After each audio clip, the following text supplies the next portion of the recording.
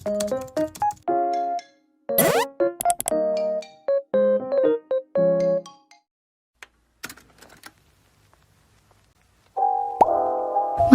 adalah kondisi ketika terjadi ketidakseimbangan, entah itu kekurangan atau kelebihan nutrisi di dalam tubuh seseorang. Kondisi ini dapat menyerang siapapun, namun kebanyakan dialami oleh usia anak. Malnutrisi sebenarnya bisa diartikan sebagai nutrisi anak yang kurang atau bahkan berlebih. Keduanya sama-sama menimbulkan masalah kesehatan dan mengganggu perkembangan.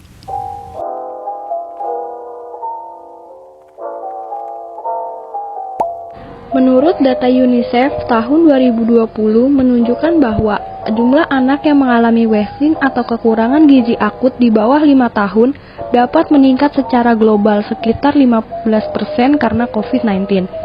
Anak-anak dengan stunting dan wasting akan rentan terhadap gangguan perkembangan jangka panjang.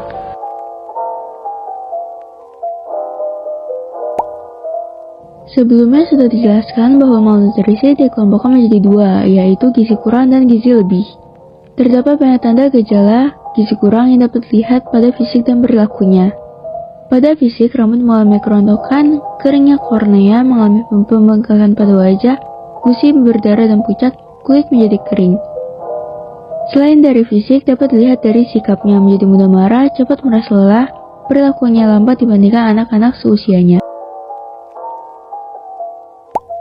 Secara umum, kurang gizi disebabkan karena tidak tercukupinya kebutuhan zat gizi harian.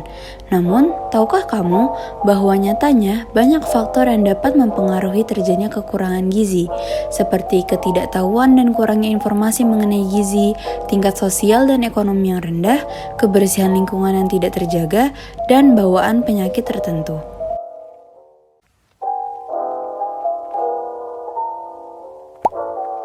Ada banyak faktor risiko malnutrisi, seperti seseorang yang terisolasi dari sosial atau lingkungan sekitarnya.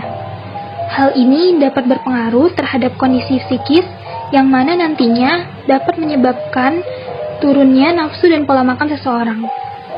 Orang yang berasal dari keluarga dengan kondisi ekonomi yang rendah juga dapat menjadi faktor risiko terjadinya malnutrisi.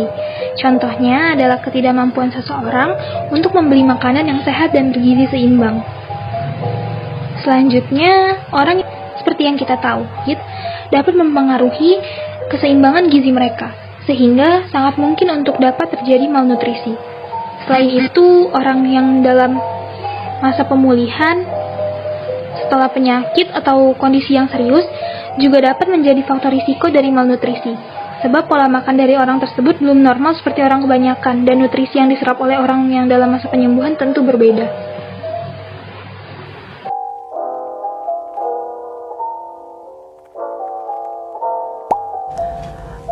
Meski stunting berdampak hingga dewasa, kondisi ini dapat ditangani. Stunting dipengaruhi oleh pola asuh, cakupan dan kualitas pelayanan kesehatan, lingkungan, serta ketahanan pangan. Salah satu penanganan pertama yang bisa dilakukan untuk anak dengan tinggi badan di bawah normal yang didiagnosis stunting yaitu dengan memberikannya pola asuh yang tepat. Dalam hal ini meliputi inisiasi menyusui dini atau IMPD, pemberian ASI eksklusif sampai usia 6 bulan, serta pemberian ASI bersama dengan MPASI sampai anak berusia 2 tahun.